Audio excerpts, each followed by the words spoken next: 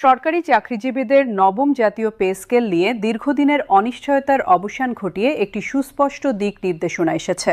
দেশের রাজনৈতিক নেতৃত্ব থেকে এই বেতন কাঠামো বাস্তবায়নের সুনির্দিষ্ট সময়সীমা এবং পরিকল্পনা ঘোষণা করা হয়েছে। বিএনপির ভারপ্রাপ্ত চেয়ারম্যান তারেক রহমান এবং অন্তর্বর্তীকালীন সরকারের প্রধান উপদেষ্টা উভয়ের বক্তব্যে এটি পরিষ্কার যে দেশ স্বাভাবিক হওয়া এবং নির্বাচিত সরকার প্রতিষ্ঠার সঙ্গে সঙ্গেই এই পে স্কেল কার্যকর হবে। এই ঘোষণা চাকরিজীবী মহলে নতুন উৎসাহ এবং প্রাণচাঞ্চল্য সৃষ্টি করেছে। গত কয়েক মাস ধরে নবম পে স্কেল নিয়ে যে অনিশ্চয়তা এবং বিভ্রান্তি বিরাজ করছিল তা চাকরিজীবীদের মানসিক স্বাস্থ্যের উপর নেতিবাচক প্রভাব ফেলছিল। প্রশাসনের বিভিন্ন স্তরে কর্মরত কর্মকর্তা এবং কর্মচারীরা তাদের ভবিষ্যৎ পরিকল্পনা নিয়ে দ্বিধাগ্রস্ত ছিলেন। অনেকে তাদের পরিবারের জন্য প্রয়োজনীয় সিদ্ধান্ত স্থগিত রাখতে বাধ্য হচ্ছিলেন। এই পরিস্থিতিতে তারেক রহমানের বক্তব্য একটি স্পষ্ট আলোর দিশা দিয়েছে। তারেক রহমান তার বক্তব্যে জানান, নবম পে স্কেল কেবল একটি বেতন বৃদ্ধির বিষয় নয়, বরং এটি সরকারি প্রশাসনের সামগ্রিক সংস্কারের একটি গুরুত্বপূর্ণ অংশ। তিনি বলেন, একটি আধুনিক এবং কার্যকর প্রশাসন গড়ে তুলতে হলে সেখানে কর্মরত কর্মকর্তা এবং কর্মচারীদের আর্থিক নিরাপত্তা নিশ্চিত করা অপরিহার্য। একজন চাকরিজীবী যখন তার পরিবারের ভবিষ্যৎ নিয়ে নিশ্চিন্ত থাকবেন, তখনই তিনি তার সর্বোচ্চ সামর্থ্য দিয়ে দেশের সেবা করতে পারবেন। তিনি আরও উল্লেখ করেন, বর্তমান বৈশ্বিক অর্থনৈতিক পরিস্থিতি এবং দেশের অভ্যন্তরীণ চ্যালেঞ্জগুলো বিবেচনায় নিয়ে পে স্কেল পুনর্গঠন করা হচ্ছে। প্রতি বছর বাজেটে 10 টাকা অর্থাৎ প্রতিদিন 20 টাকা, প্রতি মাসে 100 টাকা এবং বছরে 10,000 টাকার স্কেল পুনর্গঠন করা হচ্ছে। শুধুমাত্র বেতন বৃদ্ধি নয়, বরং গ্রেড কাঠামোতে যৌক্তিক পরিবর্তন আনা, বিভিন্ন ভাতা পুনর্বিন্যাস করা এবং অবসরকালীন সুবিধা বৃদ্ধি করার বিষয়গুলো গভীরভাবে পর্যালোচনা করা হচ্ছে। এই সামগ্রিক পদ্ধতি নিশ্চিত করবে যে পে স্কেল শুধুমাত্র কাগজে কলমে নয়, বাস্তবে চাকরিজীবীদের জীবনে প্রকৃত পরিবর্তন আনবে।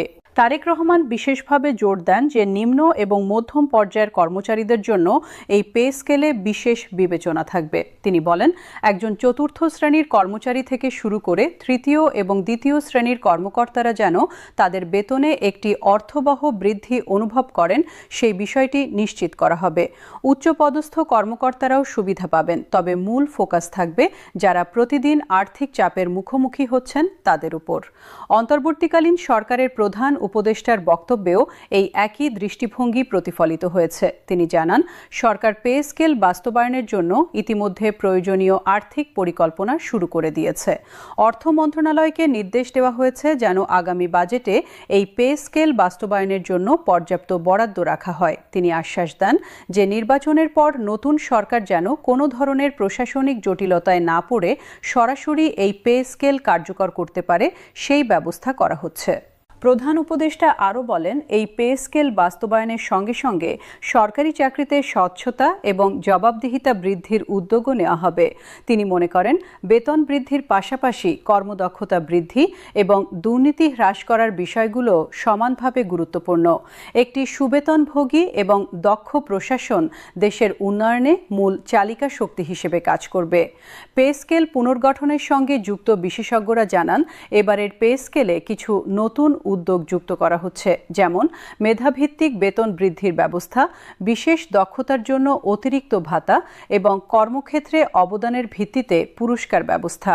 এই উদ্যোগগুলো নিশ্চিত করবে যে যারা সত্যিকার অর্থে কঠোর পরিশ্রম করছেন এবং দক্ষতার সঙ্গে দায়িত্ব পালন করছেন, তারা যথাযথ স্বীকৃতি এবং পুরস্কার পাবেন।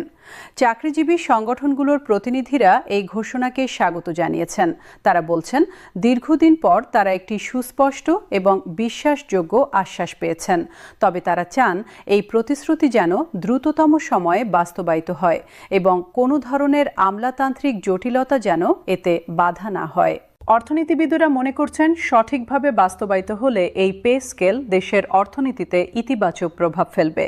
লক্ষাধিক সরকারি কর্মচারীর হাতে ক্রয় ক্ষমতা বৃদ্ধি পাবে, যা বাজারে চাহিদা বৃদ্ধি করবে এবং অর্থনৈতিক চাকা সচল রাখতে সহায়তা করবে। তবে তারা সতর্ক করে বলছেন, এই বাড়তি ব্যয় মেটাতে সরকারকে রাজস্ব আদায় বৃদ্ধিতে মনোযোগ দিতে হবে এবং অপ্রয়োজনীয় ব্যয় হ্রাস করতে হবে। শিক্ষাবিদরা উল্লেখ করছেন, পে স্কেল বৃদ্ধি শিক্ষা এবং স্বাস্থ্য খাতে কর্মরত সরকারি কর্মচারীদের জন্য বিশেষভাবে গুরুত্বপূর্ণ। এই দুই খাতে কর্মরত শিক্ষক, চিকিৎসক এবং অন্যান্য কর্মীরা দীর্ঘদিন ধরে পর্যাপ্ত বেতন এবং সুবিধা পাচ্ছেন না।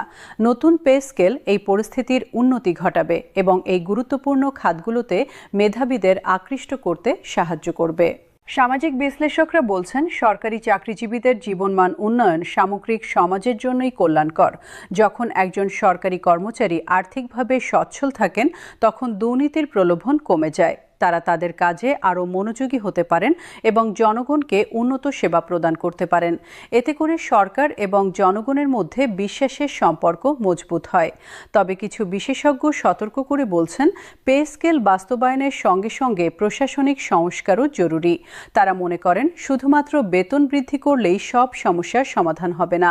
প্রশাসনে আধুনিক প্রযুক্তির ব্যবহার বৃদ্ধি, কর্মপ্রক্রিয়া সহজীকরণ এবং অপ্রয়োজনীয় জটিলতা দূরীকরণ একই সঙ্গে করতে হবে। তাহলেই একটি কার্যকর এবং জনবান্ধব প্রশাসন গড়ে উঠবে। প্রযুক্তি বিশেষজ্ঞরা পরামর্শ দিচ্ছেন, নতুন পে